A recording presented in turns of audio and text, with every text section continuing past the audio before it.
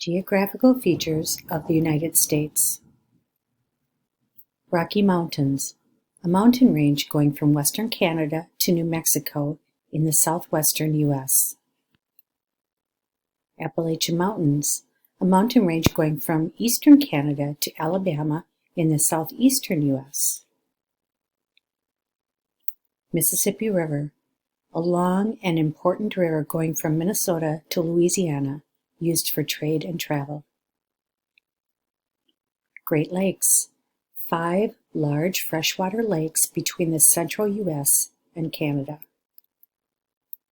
Pacific Ocean, the largest and deepest ocean between Asia, Australia, and the Americas. Atlantic Ocean, the second largest ocean located between Africa, Europe, and the Americas. Gulf of Mexico, a round sea between North America and Central America that is connected to the Atlantic Ocean.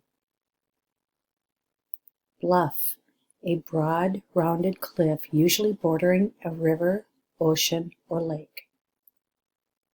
Stream, a moving body of water, a small river. Woodlands, land covered with trees, forest.